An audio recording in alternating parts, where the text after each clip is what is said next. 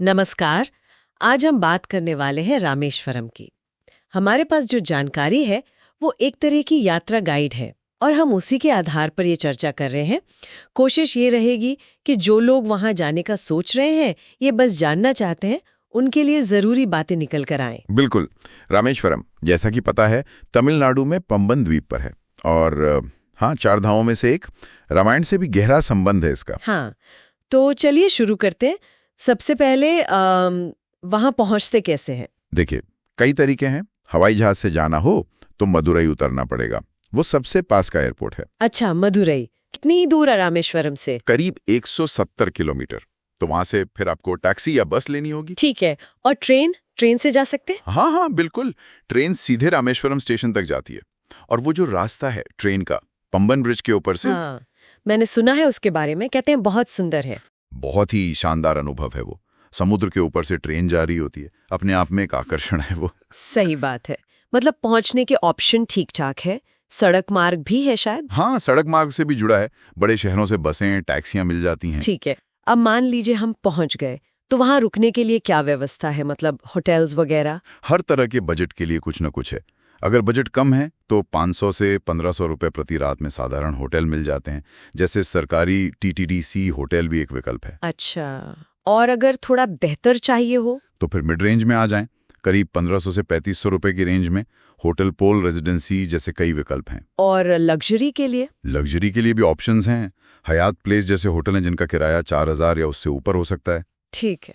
और एक बात और, कई होटल ना तीर्थ यात्रियों के लिए सुबह जल्दी चेक इन की सुविधा भी देते हैं। ओह अच्छा, ये तो बहुत काम की बात है, क्योंकि लोग अक्सर सुबह सुबह दर्शन या स्नान के लिए पहुंचते हैं। बिल्कुल, उनके लिए काफी सहूलियत हो जाती है। चलिए अब आते हैं सबसे अहम हिस्से पर, घूमने फिरने की जगह। जाहिर है रामनाथ स्वामी मंदिर तो है ही। हाँ, वो तो मुख्य आकर्षण है। भव्य मंदिर है और सबसे खास बात, वो 22 पवित्र कुंड जिन्हें तीर्थ कहते हैं। हाँ, उनमें स्नान का विशेष महत्व बताया जाता है ना? जी हाँ, माना जाता है कि इन 22 तीर्थों के जल में स्नान करने से पापों का नाश होता है। ये एक महत्वपूर्ण धार्मिक अनुष्ठान है वहां का। और ये मंदिर सिर्फ पूजा स्थल नहीं, चार धामों में से एक है, तो इसका आध्यात्मिक महत्व बहुत ज्यादा है। मंदिर के अलावा और क्या खास है? पंचमुखी हनुमान मंदिर का जिक्र था गाइड में। हाँ, पंचमुखी हनुमान मंदिर। वहां कहते हैं कि वो पत्थर रखे हैं जो रामायण काल में राम सेतु बनाने में इस्तेमाल हुए थे और पानी पर तैरते थे।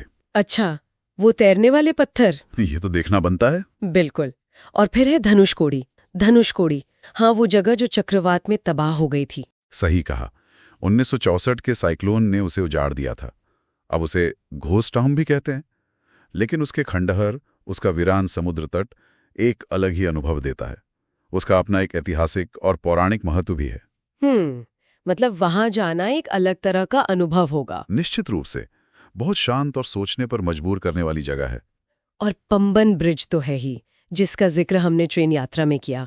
वो अपने आप में एक इंजीनियरिंग का नमूना है। हाँ, वो रोड ब्रिज और रेल ब्रिज दोनों ही देखने लायक हैं। और हाँ, डॉक्टर APJ अब्दुल कलाम का मेमोरियल भी वहीं है। हाँ बिल्कुल, कलाम साहब वहीं के थे, तो उनका मेमोरियल भी जरूर देखना चाहिए। जी, तो अगर कोई 2-3 दिन की यात्रा बनाता है, हाँ, जैसे एक आम प्लान क्या हो सकता है?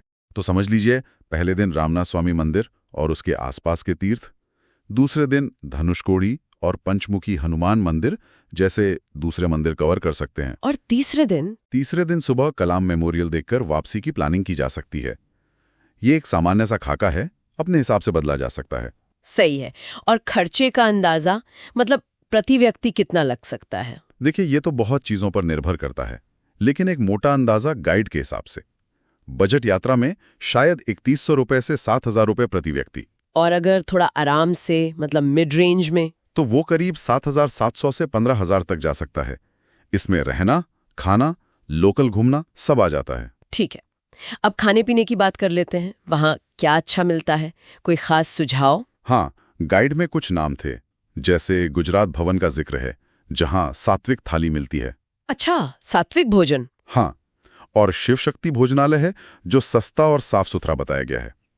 अगर थोड़ा अलग चाहिए, जैसे नॉर्थ इंडियन या कॉन्टिनेंटल, तो आहान रेस्टोरेंट है दैविक होटल में।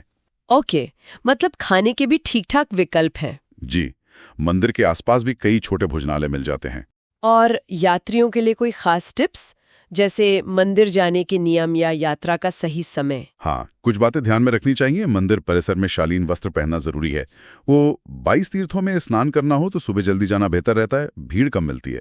और मौसम कब जाना सही रहेगा? सबसे अच्छा समय होता है अक्टूबर से मार्च के बीच का। मौसम सुहावना रहता है। अप्रैल से जून में काफी गर्मी पड़ती है, तो उससे बचना बेहतर है। तो कुल मिलाकर देखें तो रामेश्वरम सिर्फ एक तीर्थ स्थल नहीं है। बिल्कुल नहीं, ये एक पूरा पैकेज है। आध्यात्मिकता है, इतिहास है, प्रकृति की सुंदरता है। हाँ, मंदिर की दिव्यता, धनुषकोडी का वो एहसास, पंबन ब्रिज का अजूबा, कलाम साहब की विरासत, सब एक जगह। सही कहा। यह सिर्फ एक यात्रा नहीं, एक गहरा अनुभव है। और ये सोचने पर भी मजबूर करता है ना? हाँ, बिल्कुल। जैसे आपने धनुषकोडी की बात की, एक जगह जो प्रकृति ने तबाह कर दी, लेकिन उसका इतिहास, उसकी कहानी आज भी जिंदा है। ये शायद हमें नश्वरता के बारे में और मुश्किलों से उभरने के इंसानी जज्बे के बारे में भी कुछ सिखाता है। ये एक दिलचस्प पहलू है सोचने के लिए, सिर्फ तीर्थ यात्रा से परे हटकर। हाँ, कि कैसे प्रकृति, इतिहास और इंसानियत एक साथ जुड़े हुए हैं। इस पर जरूर सोचा जा सकता है।